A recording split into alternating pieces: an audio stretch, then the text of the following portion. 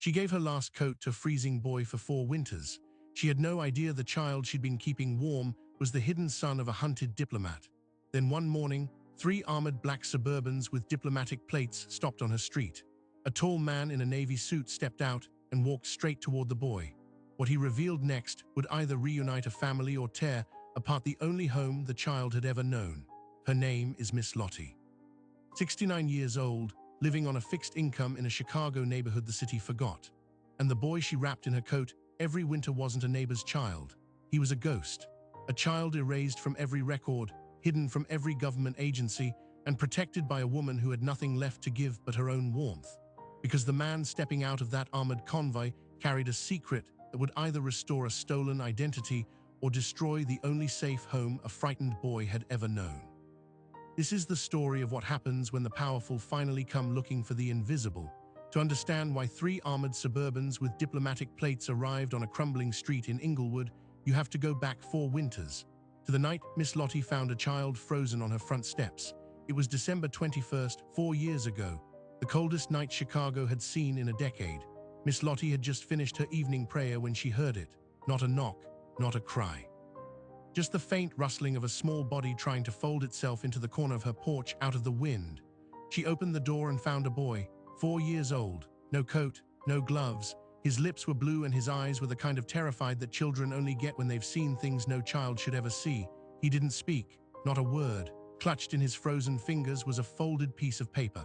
On it 6 words written in a hurried script. His name is Marcus. Keep him hidden. No signature, no return address, no way to trace who left him. Miss Lottie looked at that child, at the thin shirt he was wearing, at the way he flinched when a car passed on the street, and she did what she had been doing her whole life. She wrapped him in the coat off her own back, brought him inside, gave him soup, and for 4 years she never let him out of her sight. Miss Lottie had lived in Inglewood for 47 years. Raised 3 children of her own in that house, buried 1, watched the other 2 move away to cities with better jobs and safer streets. She was a retired nursing assistant with a pension that barely covered her medication and a faith that filled the gaps. She had seen the neighborhood hollow out, seen families break, seen children disappear into systems designed to fail them. And she had made a quiet promise to herself that as long as she had breath in her body, no child on her block would go cold or hungry. But Marcus was different. From the first night, she knew this child was not from around here. His hands were too soft. His accent, when he finally started speaking weeks later, carried traces of something formal, something international, and he was terrified of anyone in uniform. She asked no questions, not because she wasn't curious. Because she understood that some truths carry danger. You don't leave a 4-year-old on a stranger's porch in the dead of night with a note begging for secrecy unless the truth could get someone killed. So Miss Lottie did what grandmothers in her neighborhood had been doing for generations. She created a world within 4 walls where the outside couldn't reach him. She taught him to read from old textbooks. She told him Bible stories and folktales from Ghana. She called him Little Man, and he called her Mama Lottie. And every winter, when the temperature dropped and the heating bills climbed, she took her coat and wrapped it around his shoulders because the child had come to her with nothing, and she would be damned if he ever felt cold again. She had no idea who she was hiding him from. Until 4 winters later, when the convoy arrived, and the man in the navy suit stepped out holding a photograph of a 4-year-old boy who looked exactly like the 8-year-old standing beside her on that snowy sidewalk. And the look in that man's eyes was not gratitude, it was fury. The man stopped 10 feet from Miss Lottie. Behind him, the doors of the armored Suburbans stayed shut, but the dark-tinted windows meant eyes were watching, trained men with orders she couldn't guess. Miss Lottie pulled Marcus behind her thin cardigan, her breath a white cloud between them. "Step away from my son." His voice was low, controlled, but the kind of controlled that comes after years of holding back something volcanic. He was tall, early 40s, a navy suit that cost more than her monthly pension. In his left hand, he held the photograph. In his right hand, a diplomatic identification badge she couldn't read from that distance. Marcus's small fingers dug into the back of her dress. She felt him trembling. "Mama Lottie, who is that man?" She didn't answer. She kept her eyes on the stranger. "You need to explain yourself before you come any closer. This child was left on my doorstep with nothing but a note saying to keep him hidden. For 4 years, I have done exactly that. So before you start giving orders, you tell me who you are and why you're here." The man's jaw tightened. But before he could answer, one of the Suburban's rear doors cracked open. A woman's voice, urgent, "Sir, this is not the place. We need to move inside." He held up a hand, the door closed, he took a breath. Then he knelt down on the frozen sidewalk, his expensive trousers soaking through from the snow, and he looked directly at the child peeking from behind Miss Lottie. "Marcus, I don't know if you remember me. You were very small when they took you, but I am your father." The boy's trembling stopped. For a long moment, nobody spoke. Then Marcus whispered, "Daddy." The man's eyes filled with tears, but he did not move. "Yes, I've been looking for you for 4 years. I thought you were dead." Miss Lottie's body didn't relax. She had seen too much in her life to trust a man just because he cried. But Marcus stepped out from behind her slowly, the way a child approaches a wounded animal. The man stayed on his knees, arms open, palms up. When the boy was close enough, he reached out and touched his father's face, tracing his jawline, his nose, as if he were recognizing something buried deep in his memory. Then Marcus turned back to Miss Lottie, his eyes wide. "Mama Lottie, it's him. I remember his voice." That was when the man finally looked at her, and the fury she had seen seconds ago was still there, but it had shifted. It was no longer aimed at her. It was aimed at the 4 lost years. "My name is Kwame Asante. I am the former deputy ambassador from Ghana to the United Nations. 4 years ago, my wife Nia was investigating corruption in the gold extraction industry back home. Stolen royalties, forced relocations. The people behind it were powerful, men with private armies. She fled here with Marcus, but they tracked her to Chicago. On the night of December 20th, they came for us. Nia gave our son to a trusted friend with a note saying to hide him. She stayed behind to buy them time. They killed her." His voice cracked, but he forced it steady.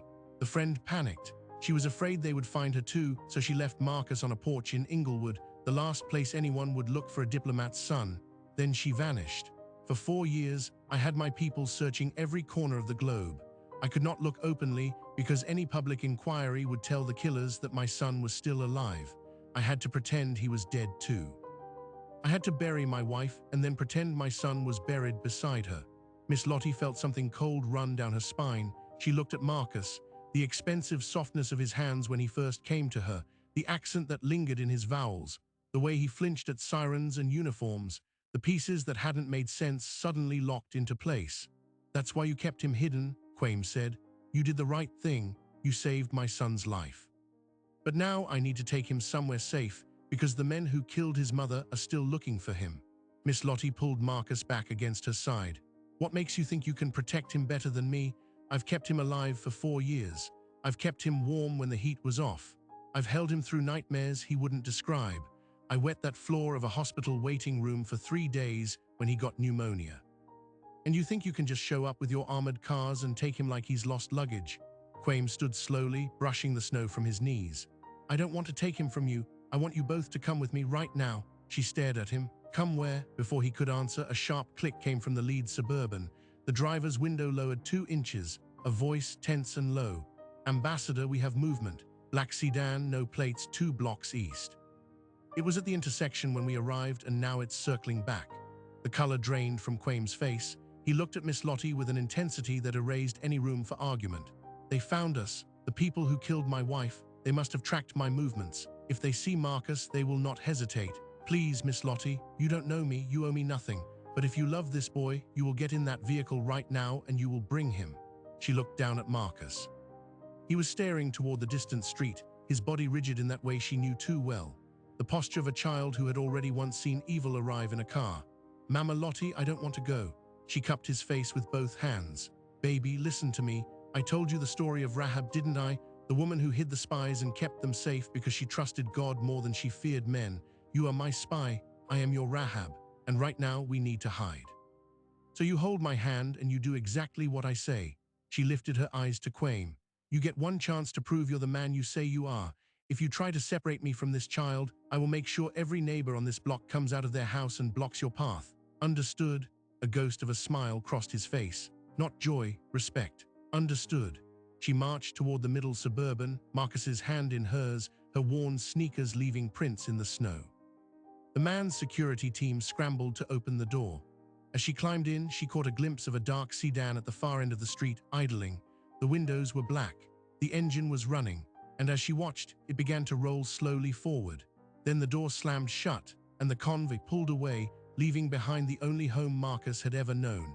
But what waited for them at the safe house would force Miss Lottie to make a choice that no grandmother should ever have to make.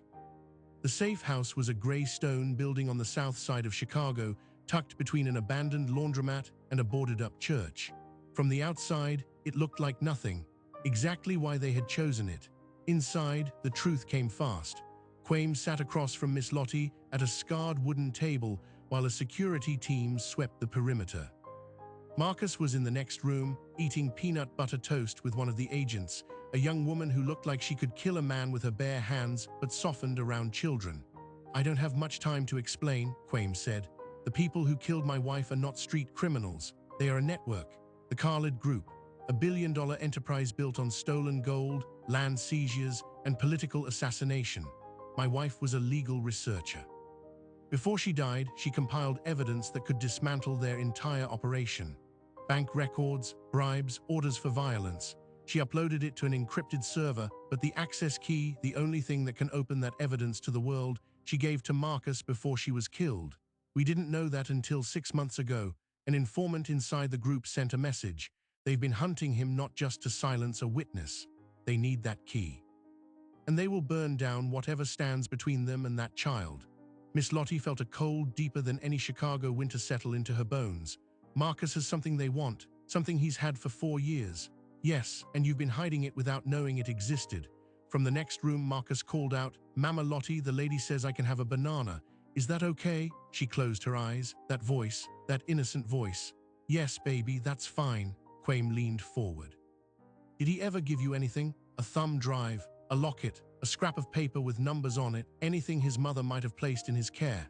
Miss Lottie thought back to that first night. The thin shirt, the trembling fingers, and the piece of paper that read his name is Marcus, keep him hidden. She had kept it, not for any practical reason, because it was the only document of his origin. She had tucked it into her Bible, the one she read from every morning. "There was a note," she said slowly. 6 words, but it was just the note that came with him, nothing else. "Show me." She walked to the small bag she had grabbed on the way out of the house. The leather was worn and cracked, but it held the essentials she couldn't leave behind. Inside the front pocket, pressed between the pages of a worn King James Bible, was the paper. She handed it to Quaim. His hands shook as he unfolded it. The handwriting was his wife's. He would know it anywhere. He read the 6 words aloud. "His name is Marcus, keep him hidden." Then he frowned, turned the paper over, held it to the light. On the back, nearly invisible to the naked eye, written in lemon juice that would only appear with heat, was a single line of numbers and letters. "She used invisible ink," Quaim whispered. "She was always brilliant. She knew if the wrong people found him, they would see a desperate mother's note, but if it ever reached me." He pressed the paper to the warmth of his chest, letting body heat do its work. Slowly, a string of characters emerged. An access key, the location of evidence that could bring down an empire. And then the lights went out, not just the room lights, the entire block. In the sudden darkness, one of the security agents shouted, "We've got a perimeter breach. 2 vehicles unmarked approaching from the north alley, so we need to move now." Quaim grabbed Marcus, lifting him from his chair. Slotty snatched her bag and the Bible. The agent named Sarah, the one who'd been feeding Marcus, took point, weapon drawn. "There's a basement exit that leads to the church next door. The tunnels were part of the Underground Railroad 150 years ago. They still connect. We go now." They descended a narrow staircase into a damp stone corridor that smelled of earth and time. The sound of breaking glass echoed from above. Miss Lottie clutched the boy's hand. "Don't you let go of me, little man." "I won't, Mama Lottie." In the darkness, Quaim's voice was close. "The evidence isn't just about money. It names names, diplomats, police officials, people with badges. That's why we can't just call the authorities. We don't know who owns whom." Miss Lottie's mind was spinning, but one thing was clear. She had spent her life invisible, and that invisibility was about to become the most valuable asset they had. "I know people," she said. "Good people. People nobody pays attention to. The kitchen staff at the hospital, the deacons at my church, the mechanic on Vincennes who owes me a favor. You got evidence and nowhere safe to upload it. I got a whole network of people who have been overlooked their entire lives. Time to use it." They emerged from the tunnel into the basement of the boarded-up church. Through a broken stained glass window, moonlight spilled across the floor. Sarah scouted ahead and returned with a grim report. "They've got the block surrounded. I count 8 men, maybe more. We can't outrun them with a child." Miss Lottie looked at Quaim, then at Marcus, who was trying so hard to be brave. Then at the access key that could free him from the men who killed his mother. You don't need to outrun them, she said quietly. You just need to outlast them, and I know exactly who to call. But the person on the other end of that call was not who anyone expected. And what they revealed would change everything Miss Lottie thought she knew about the boy she'd been protecting. The phone in Miss Lottie's hand was an old flip model, prepaid, untraceable. The number she dialed was stored only in her memory, never written down. For 4 years she had promised herself she would never make this call unless Marcus's life depended on it. Tonight it did. The line clicked. A woman's voice answered on the second ring, carried caution and recognition. Who is this? It's Lottie. The boy is in danger. They found us. Silence filled the line, then a breath released like it had been held for half a decade. Oh God, how bad? 8 men, armed. We're trapped in the old church basement on Vincennes. And Miss Paya, there's something else. His father found us. He's here, and he says you were the one who left Marcus on my porch that night. The woman on the other end, Paya, the same trusted friend who had vanished the night Nia was killed, began to speak rapidly, as if a dam inside her had finally broken. She told Lottie secrets that had been buried under layers of fear and grief. Paya had been Nia's closest friend since childhood, a journalist who had helped Nia compile the evidence against the Khalid group. When the killers closed in, Nia entrusted her with Marcus and a small leather pouch containing a gold locket. Inside the locket, Paya explained, was a microchip containing a secondary decryption key. The note with invisible ink was only half the puzzle. The other half had been hanging around Marcus's neck when he was delivered to Lottie's doorstep. Miss Lottie's hand went to her chest. She had found that locket the first night, tangled in the boy's shirt. Marcus had refused to take it off for weeks, so she had let him wear it until he finally forgot. She had stored it in the same small bag she had grabbed before fleeing the safe house. She hadn't known it meant anything. She had just thought it was his mother's jewelry. I left him with you because Nia chose you, Paya said, voice breaking. Not just because you were invisible to the world, because you were her godmother. You baptized her in Accra 30 years ago. She never forgot you. She told me if anything happened, find Lottie in Chicago. She trusted you with her soul 20 years ago. She trusted you with her son's life. The revelation hit Lottie like a wave. Nia, the baby she had held over a baptismal font in a small church in Madina, the daughter of her closest friend from nursing school. She had lost touch after leaving Ghana. She never knew that child had grown up to become a diplomat's wife, a mother, a woman hunted for seeking justice. And yet, when that child needed a haven for her own son, she had sent him across an ocean to the arms of a woman who had once promised before God to help raise her in faith. Lottie pulled out the gold locket, now tarnished, and opened it. Inside, behind a tiny photograph of Nia and baby Marcus, was a sliver of silicon no bigger than a grain of rice. The missing key. Quaim stared at it. That's it. Together with the sequence on the note, we have full access to the evidence server. If we can get it uploaded to the UN's independent watchdog database, the entire Khalid network collapses. Every bank account, every paid official, every death squad, it becomes public. They can't kill their way out of public. From the mouth of the tunnel, Sarah, the security agent, crouched low. We've got maybe 15 minutes before they breach the basement. The church has a bell tower with a copper roof, high enough to get a signal. We can get a laptop up there and connect to the satellite uplink. We can push the files, but someone has to buy us time. Lottie straightened her thin cardigan, pulled it tight. Time is what I know how to buy. Paya, you still have contacts in the neighborhood. I have the deacons, the prayer chain. Activate it. Tell them the grandmother who gave away coats needs help. Trust me, that's all they need to hear. Within minutes, something remarkable began to happen across Inglewood. Porch lights flickered on. Doors opened. Elderly women in housecoats, retired mechanics, overnight shift workers just arriving home, they all heard the same message passed in whispers and texts. Lottie was in trouble. Lottie, who had fed their children, who had sat with their dying mothers, who had wrapped a stranger's boy in her own coat every winter. And the community that the city had forgotten rose up. Outside the church, the armed men in the black sedans suddenly found themselves blocked at the alley entrance by 3 trash trucks from the sanitation depot, driven by men who owed Lottie favors. A group of grandmothers locked arms and marched down the center of Vincennes Avenue singing, "We shall overcome," creating a human wall that no tactical unit could engage without international headlines. The noise drew neighbors to windows, phones out, recording. The Khalid operatives had plans for stealth violence, not 100 witnesses and a prayer chain that could summon an army of the invisible. In the bell tower, Quame entered the decryption keys. The laptop bathed his face in blue light as the files began uploading. Evidence of 37 murders, $200 million in stolen gold revenues, bank accounts in 16 countries, and the names of 23 officials who had taken bribes to look the other way. The upload progress bar crept forward. Sarah guarded the staircase. Lottie held Marcus's hand, telling him the story of Rahab again, her voice steady over the distance singing from the street. The upload completed. The evidence reached the UN database at the exact moment the men outside received a panicked call from their handlers. The files were already being mirrored across news agencies. Their orders shifted from capture to escape. The black sedan peeled away, its window rolled down just enough to see a hand smashing a satellite phone against the dashboard. When the convoy of armored Suburbans pulled back onto Vincennes Avenue an hour later, it was not fleeing this time.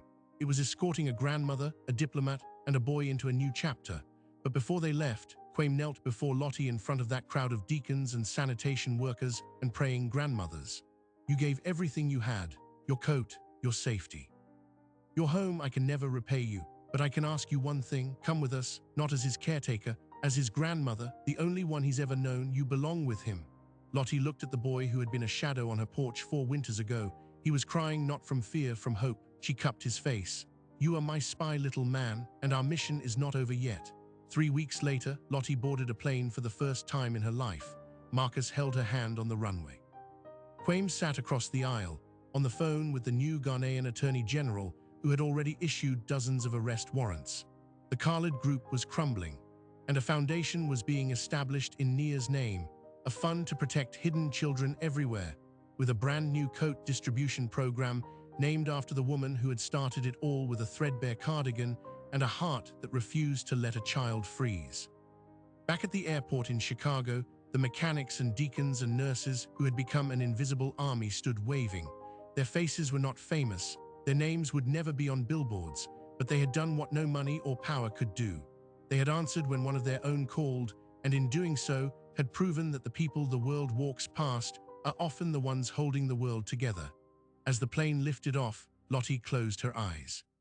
She felt the warmth of a small boy leaning against her side, the weight of a locket around his neck now holding both his mother's picture and her own, and the quiet certainty that the blood and love that bind people together are always stronger than the forces that try to tear them apart. There are houses on your street right now where someone is giving away their last coat. You won't see it on the news. These people don't hold press conferences. They aren't trending on social media. They simply open their doors when no one else will. Lottie never asked to become a grandmother again at 69. She never asked to hide a child from killers. She never asked for her faith to be tested in a cold basement while armed men closed in.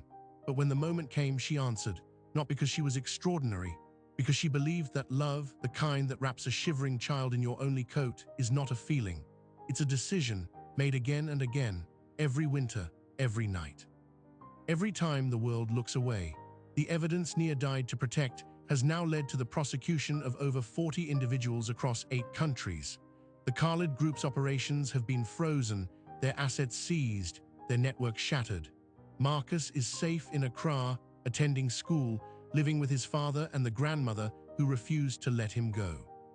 And somewhere in Chicago, on a street you might drive past without a glance, another person is wrapping a coat around a child they didn't bring into this world, paying for groceries with the last of their pension, sitting up at 3 in the morning to quiet a nightmare. They don't expect thanks. They don't wait for a convoy to arrive and make things right. They just keep showing up. If this story moved you, share it with someone who needs to be reminded that the invisible people are often the most powerful. Subscribe and turn on notifications so you never miss the next one. And if you see a grandmother in a thin cardigan on a cold day, stop and ask her name. She might be holding a child who was left on a porch. She might be the only thing standing between him and the dark.